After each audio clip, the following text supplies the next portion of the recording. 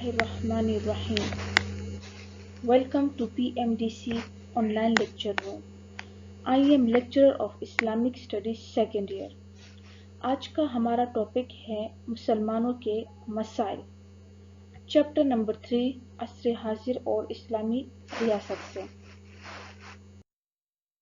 موضوعات. آج کے لیکچر میں جو موضوعات ڈسکس ہوں گے وہ ہے غیر مسلم ریاستوں میں مسلمانوں کے مسائل، جن میں دینی مسائل، ثقافتی مسائل اور سماجی مسائل شامل ہیں، اور اس کے علاوہ تحریک پاکستان کو بھی ڈسکس کیا جائے گا. غیر مسلم ریاستوں میں مسلمانوں کے مسائل. اس وقت زمین پر 188 آزاد اور خود مختار ممالک موجود ہیں. ان میں سے 57 ممالک مسلم ہیں. زیادہ تر مسلمان ممالک براعظم ایشیا میں پائے جاتے ہیں، جن میں سعودی عرب، عراق، کویت، پاکستان، ترکی، ملیشیا اور انڈونیشیا سب سے زیادہ اہم ہیں. اس کے بعد براعظم افریقہ کا نمبر آتا ہے، جہاں مسلمان ملکوں کی تعداد زیادہ ہے، جن میں سوڈان اور مراکش زیادہ اہم ہیں. دنیا کا کوئی براعظم ایسا نہیں جہاں مسلمان نہ بستے ہوں. بعض غیر مسلم ممالک میں مسلمانوں کی تعداد کافی زیادہ ہے اور بعض میں نسبتاً کم. براعظم یورپ میں واحد اسلامی ریاست بوسنیا ہے. غیر مسلم ریاستوں میں مسلمانوں کو مختلف قسم کے مسائل کا سامنا کرنا پڑتا ہے، لیکن ان میں دینی، سماجی اور ثقافتی زیادہ اہم ہیں. دینی مشکلات. غیر مسلم ممالک میں جہاں مسلمان اقلیت میں ہیں، انہیں کئی قسم کی مشکلات درپیش ہیں، لیکن ان میں دینی اور مذہبی مشکلات سر فہرست ہیں. ایسے ممالک میں مسلمان اپنے مذہبی عبادات زیادہ آزادی سے ادا نہیں کر سکتے.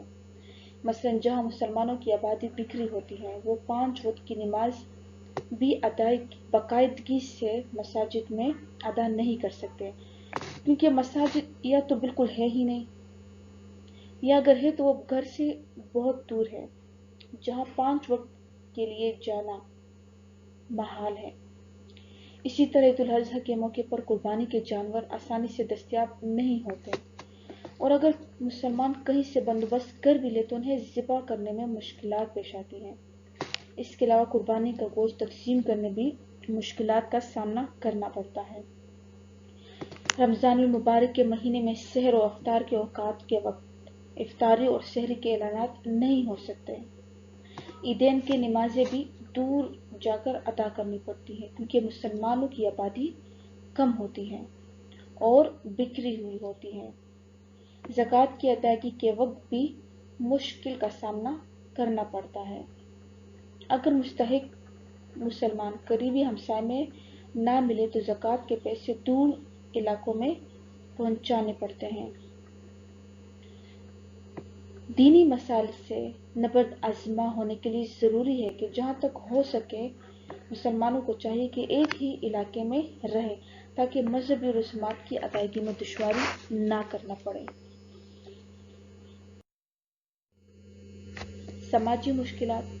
غیر مسلم ریاستوں میں مسلمانوں کو کئی قسم کی سماجی مشکلات یعنی معاشرتی مشکلات کا بھی سامنا کرنا پڑتا ہے. چونکہ مسلمانوں کا سماج کافی حد تک ان کے مذہب سے جڑا ہے، اس لیے معاشرتی اور سماجی سرگرمیوں میں کئی مشکلات کا سامنا کرنا پڑتا ہے، اور مسلمان چاہتے ہوئے بھی ان کو نظر انداز نہیں کر سکتا. مثال کے طور پر کھانے پینے کی اشیاء میں حلال اور حرام کا بے حد خیال رکھتے ہیں، جبکہ غیر مسلم جو چاہے اور جیسے چاہے کھائے پیئے.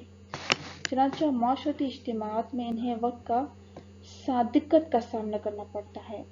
اسی طرح شادی کے امور میں مسائل آتے ہیں، مثلا جوان مسلمان لڑکے اور لڑکیوں کا اختلاط، مناسب مسلمان رشتوں کی عدم دستیابی وغیرہ. چونکہ حکومت وقت مسلمان کی نہیں ہوتی، اس لیے وہ بھی ان کے مسائل کے حل میں خاصی ناکام رہتی ہے. اس لیے مسلمانوں کو چاہیے کہ وہ امداد باہمی کے اصولوں کو مد نظر رکھتے ہوئے مختلف علاقوں میں کمیونٹی ہال تعمیر کروائیں.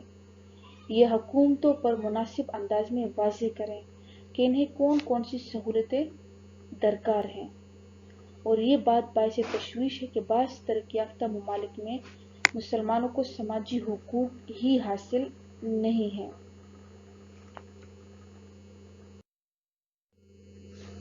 ثقافتی مسائل۔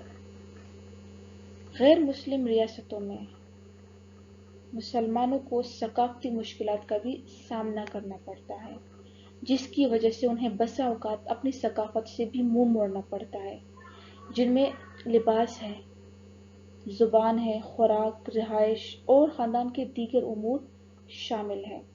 مثلا مسلمان لباس کو صرف زیبائش کے لیے استعمال نہیں کرتے، بلکہ ان کا اصل مقصد ستر پوشی ہوتا ہے، جبکہ غیر مسلم ریاستوں میں لباس محض حسن اور زینت کے لیے ہوتا ہے۔ اسی طرح غیر مسلم ریاستوں میں مسلمان خاندان اپنے بچوں اور بچیوں کو نظام تعلیم کے مخلوط یعنی کمبائن کو ایجوکیشن میں بھیجنے پر مجبور ہوتے ہیں، کیونکہ اس کے سوا حصول علم کا کوئی اور راستہ نہیں ہے۔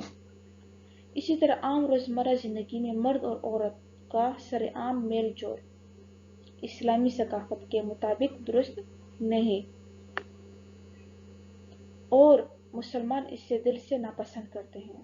روزمرہ زندگی کے معمولات سے لے کر شادی بیاہ کے امور تک مسلمان اپنی ثقافت کو زندہ رکھنے کے سلسلے میں مشکلات سے دوچار ہیں۔ بہت سے غیر ممالک نے خواتین کے پردے پر پابندی عائد کر رکھی ہے۔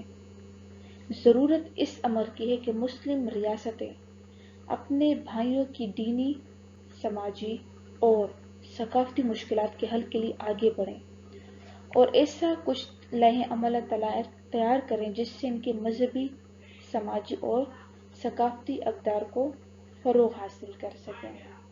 اور اس ضمن میں مسلمان ممالک کی تنظیم OIC نہایت اہم کردار ادا کر سکتی ہے، اس لیے اسے ایکٹیو بنانے کی ضرورت ہے۔